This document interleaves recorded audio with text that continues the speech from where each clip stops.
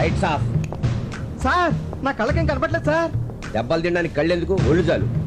గురకాలు వేసుకుని విధ్వంసాలు చేస్తారే. చెప్పు, మీకు ఐఎస్ఐకి సంబంధం ఉందా లేదా?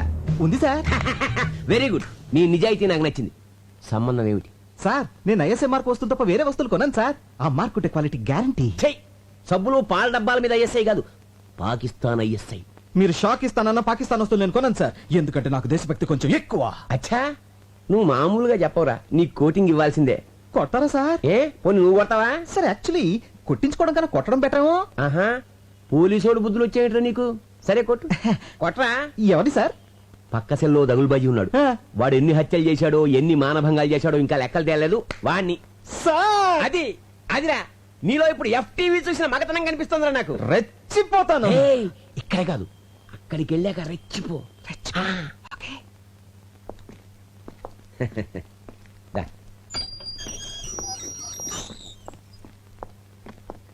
అదే పార్టీ. చెట్టు కొట్టగా పాలు కారగా చిన్నపట్నం చూకొచ్చి చూకొచ్చి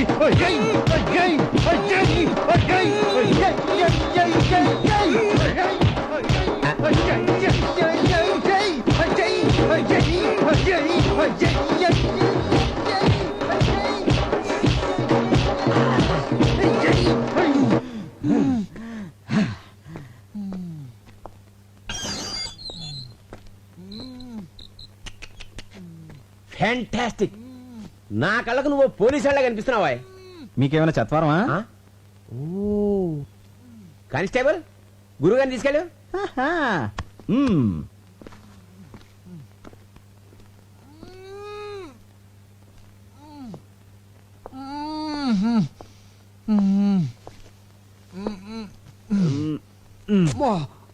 అబ్బా ఎరగొట్టేసాడేటే వాడెవడండి చెప్పుకోలేని చోటలో కొట్టేశాడు. నీకు కూడా వాడిని పీకాలనుందా? ఇలాంటి ఛాన్సులు కూడా ఉంటాయండి. పార్టీ అడిగితే ఏం కాదంటని చెప్పు. మీరు నాకు చాలా బాగా నచ్చేసారండి. నువ్వు నాకు నచ్చావయ్యా. కానీ వాడే నాకు నచ్చలేదండి. అందుకేగా తీసుకో. లే, ఎరగొట్టు, విజృంభించు.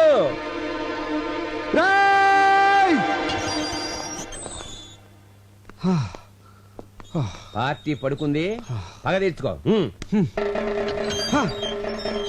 దున్నపోతాడా, నన్నే కొడతాడు నువ్వు.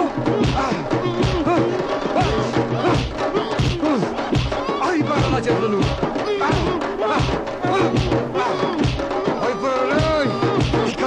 అయిపోతున్నాయి.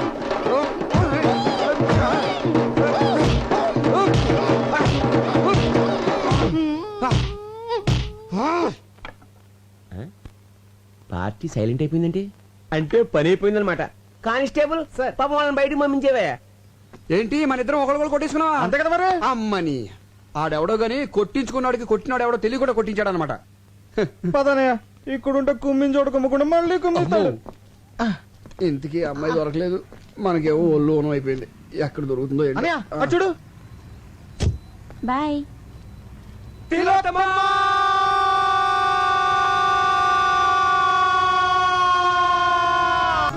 Good evening ladies and gentlemen.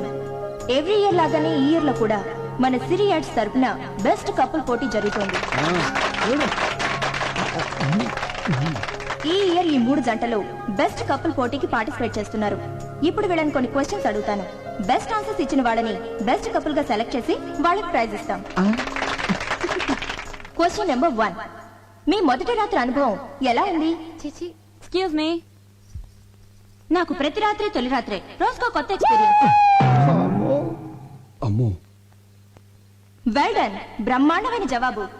సంతోషంగా జీవించే దంపతులకు ప్రతి రాత్రి తొలి రాత్రిగా ఉంటుంది, ప్రతి రాత్రి ఒక కొత్త అనుభవం మిగులుతూ ఉంటుందని బల్లగుద్దినట్టు చెప్పిన మిసెస్ తిలోత్తమకి నా అభినందనలు.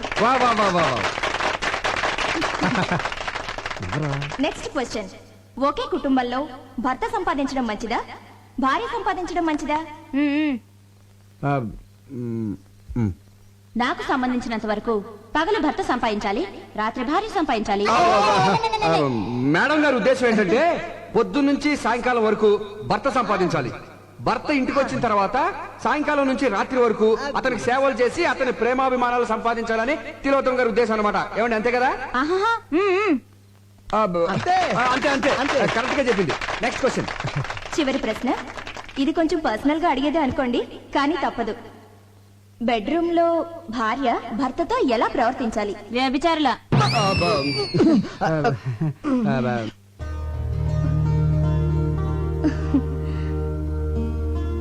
శయనేషు రంభ అన్న పదానికి ఒక కొత్త అర్థాన్ని చెప్పారు శ్రీమతి తిలోత్తమ గారు. కార్యేషు దాసి, కరణేషు మంత్రి, భోజేషు మాత, శయనేషు రంభ. శయనం అంటే బెడ్రూమ్లో రంభలా ఉండమని భార్యకు నిర్వచనం చెప్పారు పెద్దలు. దాన్ని తెలుగులోకి కాస్త ఘాటుగా సూటిగా అనువదించి చెప్పిన శ్రీమతి తిలోత్తమ నిజంగా ఎంతో డేరున్న మహిళ. ఈ చల్లని సాయంత్రం అద్భుతంగా ఆన్సర్స్ చెప్పి మనందరినీ అలరించిన శ్రీమతి తిలోత్తమ సుబ్బులను ఈ ఇయర్ బెస్ట్ కపుల్ గా ప్రకటిస్తున్నాం. ఈ జంటను సన్మానించడానికి ఎమ్మెల్యే గోస్వామి గారిని వేదిక మీదకి రావాల్సిందిగా ఈ సభాముఖంగా ఆహ్వానిస్తున్నాం. వెళ్ళి తీసుకురండి. అవును కదా. నమస్కారం. చిందాబాదానంటారా? ఎమ్మెల్యే గోస్వామి గారు, ఎమ్మెల్యే గోస్వామి గారు, ఎమ్మెల్యే గోస్వామి గారు, ఎమ్మెల్యే గోస్వామి గారు, ఎమ్మెల్యే గోస్వామి గారు.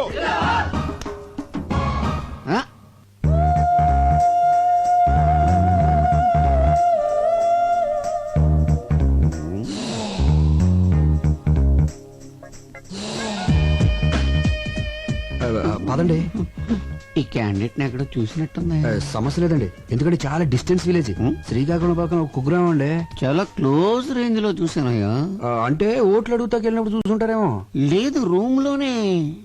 అయితే పోలింగ్ బూత్ లో చూసుంటారేమో. ఒకసారి కల్లోకి కూడా వచ్చిందయ్యా. ఇప్పుడు అసెంబ్లీలో పడుకున్నప్పుడు అసెంబ్లీలో పడుకునే టైం ఎక్కడండి, కొట్టుకోవడానికి టైం సరిపోవట్లేదు. అది కరెక్టే. అయినా ఈ అమ్మాయి మావాడి భార్య. నువ్వు చేసుకున్నావా? మీరు చేసుకుంటారా? మారుమనువా? మార్చి మనవాడితే తప్పలేదండి. ఆ పిల్ల ఎవరో తెలుసా? ఒకసారి చెప్పినట్టు జ్ఞాపకం. వాళ్ళ కింద 10,000 మంది జనం ఉన్నారు. వాళ్ళకి నీ విషయం చెప్పాను అనుకోండి, మొత్తం ఓట్లు పోయి నీ సీటు తిరుగుద్ది. వద్దులేవయ్య బాబు. అయినా ఈ అమ్మాయి ఆవిడ దగ్గరికి డ్యూటీకి వచ్చే ప్రతి ఓడికి నాకు ఓటేమని చెప్పింది అనుకో, బంపర్ మెజార్టీతో గెలిచేయచ్చు. బ్యాక్ హిస్టరీ ఏదైతే మనకెందుకు కదా.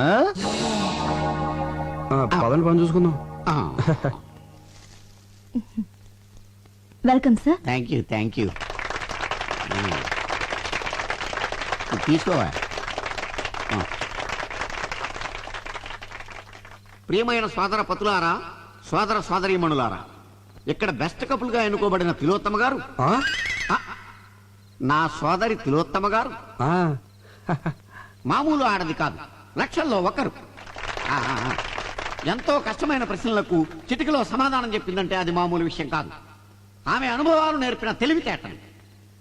ఆమె తీయటి అనుభవాలన్నింటినీ పుస్తకం వేస్తే విపరీతంగా సేల్ అయిపోతాయని నా నమ్మకం. ఏంటనయ్య, మిమ్మల్ని గట్టెక్కించడానికి నేను ఊబిలో కూరుకుపోతున్నాను. ఇప్పుడేమైందిరా? అదే మరి, ఈ విషయం 4 గోడల మధ్య మన నలుగురికి తెలుసున్నారు. ఈ రోజు 400 మందికి తెలిసింది, రేపు ఇంకో 1000 మందికి తెలుస్తుంది. దాని తర్వాత నా రాజీకి. ఎందుకై భయపడతావు? నా కోసం నువ్వు ఇంత చేసావు, నేను ఊరిని వదిలిపెడతానండి. వదిలిపెట్టద్దు, ఊరంతా పోస్టర్లు అంటించండి. రేపే నీకు రాజుకి నిశ్చితార్థం. ఆ జడ్జి గారితో మాట్లాడి నేను ఏం సార్ జడ్జికి అంటున్నారు? ఇతని కేసా? నీ నోటికి వేరే మాటలు రావా? అదే రేపు ఉదయం జడ్జి విశ్వనాథ్ గారు ఇట్లా నాకు ఫంక్షన్ ఉంది, చీఫ్ గెస్ట్ కి వెళ్తున్నాం. అవన్నీ నీకు అవసరమా? ప్రతి దాంట్లో వెళ్ళి పెట్టేస్తున్నాం. కూర్చో. కృతజ్ఞతలు తెలుపుకుంటూ. మిస్టర్ వివేక్ సార్, మా అమ్మాయి అన్ని విషయాలు డీటెయిల్డ్ గా చెప్పింది. వాదోపవాదాలు ఉన్న తర్వాత పెళ్లి చేస్తారని జడ్జిమెంట్ ఇచ్చేసాను. Thank you sir, thank you. Subbu నా తమ్ముళ్ళు అంటాడండి. మా ఆఫీస్ లో పనిచేస్తున్నాడని కానీ మా ఫ్యామిలీలో ఒకడండి. ఓహో, అవును, నిశ్చితార్థం కదా, మీ మిస్సెస్ కూడా తీసుకురాలేపోయావా? మా మిస్సెస్ నిశ్చితార్థానికే కాదండి, పెళ్లి కూడా రాదు. ఏ వస్తే దొరికిపోతారు. దేనికి? ఇది ఒకరితో చెప్పుకునేది కాదండి. మీరు బంధువులు అవుతున్నారు కాబట్టి మీతో చెప్తున్నాను. అమెరికాలో వరల్డ్ ట్రేడ్ సెంటర్ కళ్ళ ముందు కూలిపోతుంటే చూసి మెంటలు వచ్చేసింది. అంటే కూలేటప్పుడు ఆవిడ అక్కడే ఉందా? కాదండి, టీవీ ముందు ఉందండి. 1కి 10 సార్లు చూపెట్టేసరికి 11వ షాక్ అయ్యి మెంటలు వచ్చేసిందండి. అప్పటి నుంచి డాక్టర్లు దానికి WTC షాక్ అని తేల్చి చెప్పేశారండి. అయ్యో పాపం. రాను మీకు అబద్ధం చెప్పడం మాతృభాష అయిపోయింది. తమ్ముడు కొంచెం మంచిది కావాలి. అమ్మా కొంచెం మంచిది అందుకోండి. కమాన్ ఎక్కమ్మా, ఎక్కు. ముందు జీపెక్కు. నేనెందుకు ఎక్కాలి? నేను అలాంటి అమ్మాయిని కాదు. అలాంటి దానివి కాకపోతే ఇలాంటి హోటల్కి ఎందుకు వచ్చావు? మా ఆయనతో గొడవపడి లాడ్జ్కి వచ్చాను. మీ ఆయనతో గొడవ పడితే పుట్టింటికి వెళ్ళాలి గాని ఇలా లాడ్జ్లోకి వస్తారా? మా ఫ్యామిలీలో మొగుడుతో గొడవ పడితే లాడ్జ్కే వస్తాం, అది మా సంప్రదాయం. ఒంటరిగా రావాలి గాని మరి వీడెవడు? మా అన్నయ్య అమ్మా నాన్నలకు తెలియకుండా ప్రాబ్లం సాల్వ్ చేసుకుందా అని ఫ్యామిలీ విషయం డిస్కస్ చేసుకుంటున్నాం. ఆహా, నేను నమ్మను. నీకు పెళ్ళయింది అంటున్నావు కదా, నీ భర్తను చూపించు, అప్పుడు నమ్ముతాను. రేపు జడ్జి విశ్వనాథం గారింటికి చీఫ్ గెస్ట్ గా వెళ్తున్నాం. సరే, ఇప్పుడు నా భర్తను చూపించాలి, అంతేగా? ఎస్. నాతో రండి. అయ్యా తాంబూలాలు అనుకోండి. సంతోషం.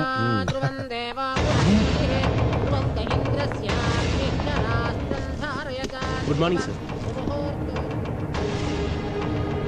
తాంబూలంలో తండూరి చికెన్ ఇది వచ్చిందండి బెదరావు. ఏమిటిదంతా? సారీ సార్, లాడ్జ్ మీద రేట్ చేస్తే ఎవడు దొరికింది. ఈమె తన భర్త ఎవరో చూపిస్తానని ఇక్కడికి తీసుకొచ్చింది. ఈ ఇంట్లో మగాని నేను తప్ప ఇంకెవరూ లేరయ్యా. ఎవరో చెప్పు. అది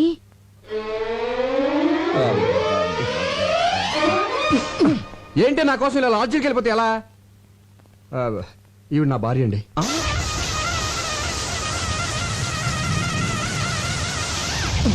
జడ్జి గారు, డోంట్ థింక్ అదర్వైజ్. మీకు ఇంతకు ముందు చెప్పాను కదా నాకు ఇది ఉన్న భార్య ఉందని. ఆవిడే ఈవిడ. మరి ఎందుకు లాడ్జికి వెళ్ళిందని అడగబోతున్నారు కదా, అది చెప్తాను. అది అది అది అది అనయ్య, ఈ సమయంలో మీరు ఫ్యామిలీ విషయాలు చెప్పాలా వద్దా అని ఆలోచిస్తే ఎలా? మన పరువు బజార్కే కదా. అసలు ఇది దాచే పరిస్థితి కూడా కాదు. ముందు నేను అడిగిన దానికి సమాధానం చెప్పండి. ఆ రోజు మీరు వదిన గారితో గొడవపడి లాడ్జికి వెళ్ళి ఉన్నారా లేదా? లేనా ఉన్నానా? ఉండి లేరనిపించారు. అవును, అనిపించారు అనిపించారు. అప్పటి నుంచి ఏ రోజైనా మా అన్నగారి ఇంటికి లేటుగా వెళ్తే కోపంతో మా వదిన గారు లాడ్జికి వెళ్ళడం మొదలు పెట్టారు. ఆయన పోలీసులకు దొరికిపోయి మా అన్నగారి పరువు తీశారు. మీ అనుమతి లేకుండా మీ ఫ్యామిలీ విషయాలు మొత్తం చెప్పేశాను. ఐఎమ్ వెరీ సారీ అని. నేనేమైనా తప్పు చేశానా సార్? లేదయ్యా, నేల నుంచి బయటపడడానికి నిజం చెప్పడం చట్టరీత్యా తప్పు కాదు. అల్లుడు, చాలా మంచి పని చేసావయ్యా. దీంతో నీ మీద నాకు రెస్పెక్ట్ పెరిగిపోయింది. సార్, నువ్వు చాలా ముదిరిపోయావురా. ఎంతైనా మీ శిష్యుని కదా. వెళ్ళొస్తాను సార్. మంచిది. సార్, ఒక్క నిమిషం. ఏమండి? ఇంకెప్పుడు లాడ్జికి వెళ్ళను అని చెప్పబోతుందండి. ఇంకెప్పుడు ఏ లాడ్జిలో దొరికినా పట్టుకోవద్దని చెప్పండి. చెప్పండి. ఇన్స్పెక్టర్ గారు చెప్పింది కదా, అలాగే అని చెప్పి పంపించాను. Okay sir. రాజీ, మా అన్నయ్య వదిన రా, ఆశీర్వాదం తీసుకో.